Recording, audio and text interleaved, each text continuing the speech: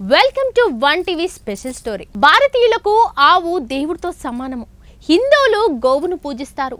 గోమూత్రం, పేడ, పాలు, ఆవు ఇచ్చే ప్రతి ఉత్పత్తిని మనం వినియోగిస్తాము. కానీ మనకంటే ఎక్కువ ప్రేమగా ఆవును చూసుకునే తడి ఉత్పత్తులను ఎక్కువగా ఉపయోగించే మనలాంటి జాతి ఉన్నది. భారతదేశ సంస్కృతిని పోలి ఉండే ఒక ప్రత్యేక తెగ గురించి ఇప్పుడు తెలుసుకుందాం. వీళ్ళు ఆవులను వాళ్ళ కుటుంబంలో ఒకరిలా చూడడం కాదు, వాళ్ళ జీవన ఆధారం ఆవులు మాత్రమే. ఆవును కంటి రెప్పలా చూసుకునే జాతి ఆఫ్రికాలోని దక్షిణ సుడాన్లో నివసిస్తున్నారు. వీరు ముండారి తెగకు చెందినవారు. ఇక్కడ ఆవును కేవలం జంతువుగా చూడరు, ఇది ప్రతిష్టగా పరిగణించబడుతుంది. పశువులే సర్వస్వమని నమ్ముతారు.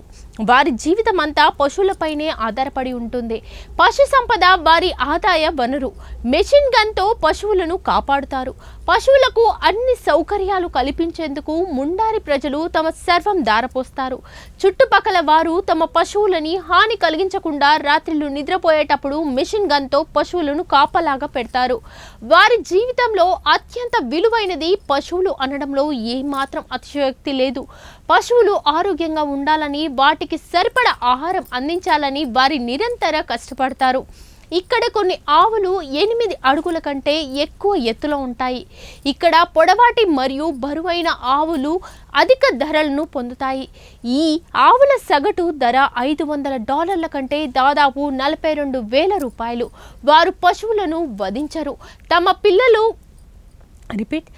పిల్లల పెండ్లిలో పశువులను కట్నంగా ఇస్తారు. ముండారి ప్రజలు ఆవుల ద్వారా మాత్రమే ఆదాయాన్ని పొందరు. వారు తమ రోజువారీ జీవితంలో ఆవుల ఉత్పత్తులను వినియోగిస్తారు.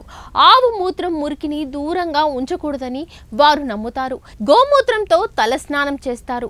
గోమూత్రంలోని యూరిక్ యాసిడ్లు తన వెంట్రుకల నుంచి మంచి రంగునిస్తుందని నమ్ముతారు.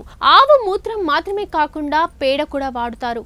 పేడతో పళ్ళు తోముకుంటారు. పేడను చూర్ణం చేసి నిల్వ చేస్తారు.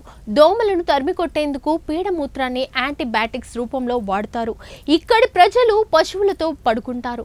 పశువులు తోడు లేకుంటే చావుతో సమానమని వారు నమ్ముతారు. ఈ తెగ ప్రజలు ఆవులను చంపడం మహా పాపంగా భావిస్తారు. ఇది ఇవాల్టి స్పెషల్ స్టోరీ. చూస్తూ ఉండండి వన్ టీవీ న్యూస్.